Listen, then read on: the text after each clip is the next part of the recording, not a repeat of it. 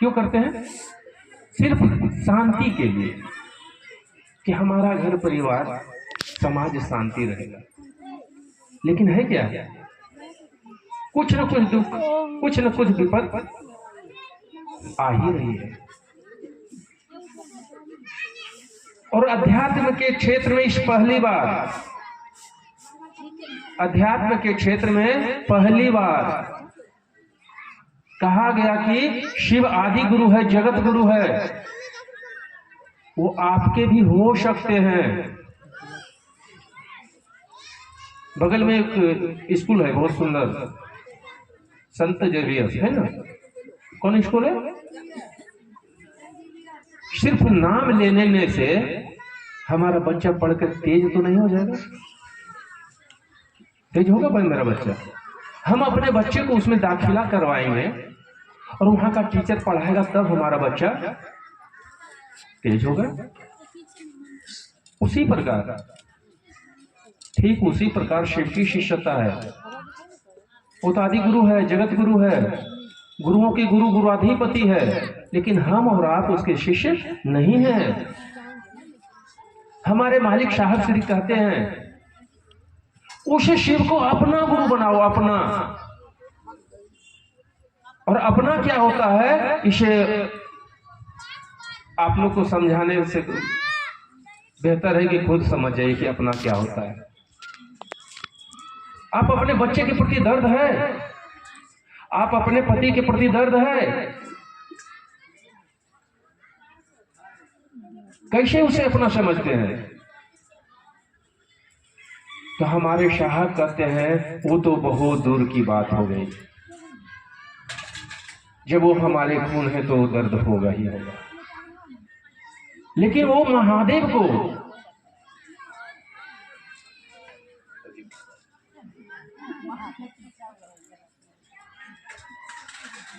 अब ये बताइए, ये मालिक की दया है।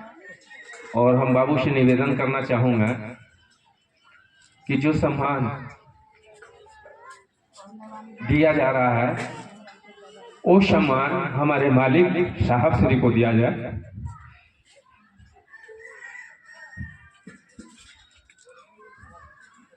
हम इस लायक नहीं है।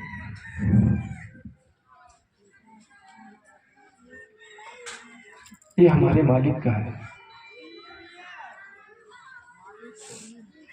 मालिक साहब श्री क्या कहते हैं कि जो दर्द उस शिव के प्रति मेरे अंदर है, वो दर्द आपके अंदर हो जाए।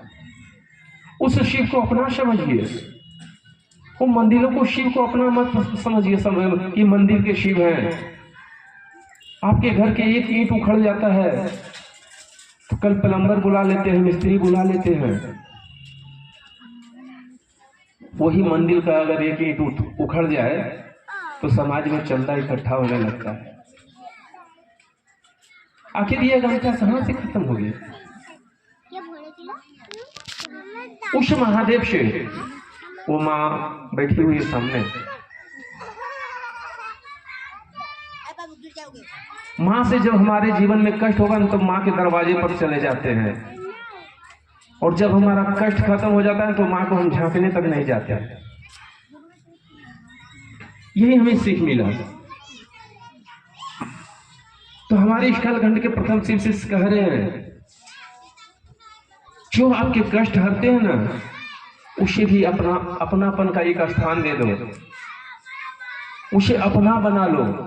अगर उसे अपना नहीं बना सकते हैं तो आप उसके हो जाओ। हम शिव शिष्य नहीं हो सकते हैं, लेकिन शिव के हम हो सकते हैं। शिव मुझे माने या ना माने, लेकिन मैं तो मान सकता हूं।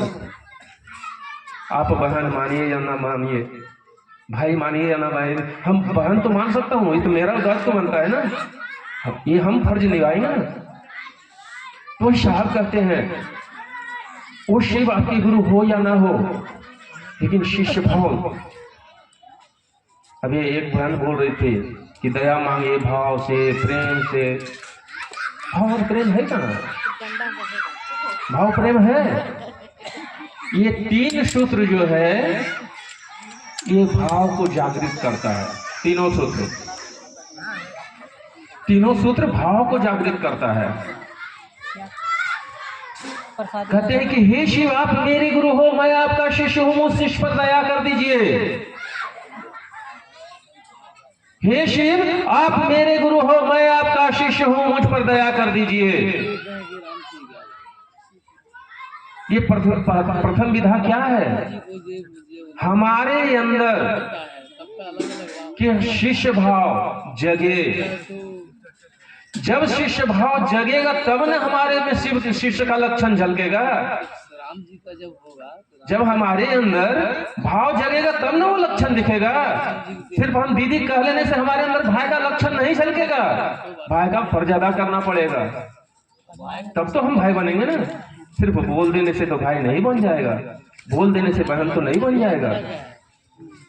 तो भाव जितने भी इस जगत में जितने भी रिश्ते नाते हैं, हमारे साहब कहते हैं, हम नहीं कहते हैं, इस जगत में जितने भी रिश्ते नाते हैं सभी भाव पे टिके हुए हैं। हमारे साहब कहते हैं 30 साल शादी के पति पत्नी में तलाक हो जाता है सिर्फ भाव टूटने से, सिर्फ भाव टूटने से। तो भाव नहीं रहेगा तो हमारा आपका क्या अस्तित्व है? हमारा आपका कोई अस्तित्व नहीं है। इसलिए वेद शास्त्र पुराण पहले ही लिख दिए हैं, भावन लभते देवता भावन देव दर्शनम। भाव से वो देवता लभ्य होते हैं, भाव से उनके दर्शन लभ्य होते हैं। तब हमारे साहब कहते हैं कि भाव से देवता लभ्य होते हैं। और आप इससे कहते हैं देवताओं को देवता, देवों का देव महादेव है, यानी सबसे ऊपर है। ईश्वरों का ईश्वर महेश्वर है। गुरुओं का गुरु गुराधिपति है। सब में तो महान है, ये है या नहीं है? सभी कोई देवता होते हैं, लेकिन ये देवताओं के देवता है। कोई काल होते हैं, ये महाकाल है। कोई काल है तो ये महाकाल है, वो आपके गुरु हैं। उस सत्ता से हमारा आपका रिश्ता एक टूटी हुई चप्पल के मार्फत भी हो जाए तो हमारे आपके जीवन में कष्ट और परेशानियां नहीं आएगी, नहीं आएगी। अगर हम ये 3 सूत्र भाव से करें तो 3 सूत्र को पहले तो भाव जागृत है कि तीनों सूत्र हम करेंगे तो हमारे अंदर ये भाव का प्रगटीकरण होगा। जब भाव प्रगाढ़ होता है तो क्या चीज बनता है? भाव जब प्रगाढ़ होता है तो प्रेम पैदा होता है। तब आपको लगेगा कि महादेव जो है वो क्या नहीं हो कर सकते हैं, क्या नहीं कर सकते हैं वो। आप लोग सुने होंगे, जानते होंगे, कैंसर का कोई इलाज नहीं होता है, लेकिन यही 3 सूत्र के माध्यम से हम अपने पिताजी को कैंसर मुक्त किए हैं। ये मालिक महादेव हरिंद्र की दया है, ये हमारे मालिक की दया है। तो हमारा आपका वो दायित्व बनता है कि गुरु ने जो कहा हमें और आपको करना चाहिए। गुरु कुछ नहीं कहा, गुरु मात्र इतना ही कहा कि तुम जो करते हो लोगों को करने के लिए कहो, तुम जो करते हो लोगों को करने के लिए कहो। अभी हम लोग जितने भी गुरु भाई बहन बैठे हैं दया मांग ही लेते हैं, टूटी फूटी में नमः शिवाय कर ही लेते हैं, है ना? यही 2 सूत्र आप अगर करते हैं, यही 2 सूत्र आपको बताने के लिए कहा जाता है कि यही आप जो करते हैं, अपने महादेव से दया मांगते हैं, अपने महादेव को प्रणाम करते हैं, यही ना बात शेयर करने के लिए कहा गया है, और कुछ तो नहीं कहा गया। तो जब कुछ नहीं कहा गया है तो हम लोग जब उपस्थित होते हैं तो शिष्य का मन होता है जिज्ञासु, शिष्य का मन होता है जिज्ञासु। हमारा आपका मन भी जिज्ञासु होनी चाहिए कि हम अपने शिष्य भाव से उस महादेव से कुछ जानूं, कुछ सीखूं। अध्यात्म कहता ही है अपने आप को जानने का विज्ञान है, अपने आप को जानने का विज्ञान है। और वही शिव की शिष्यता कहती है, गुरु अपने शिष्य को उस परमेश्वर से एक में करते हैं। गुरु अपने शिष्य को उस परमेश्वर से एक में करते हैं। तो हमारे शाह कितनी सुंदर शब्द लिखे हैं शिष्यानुभूति में, जानते हैं?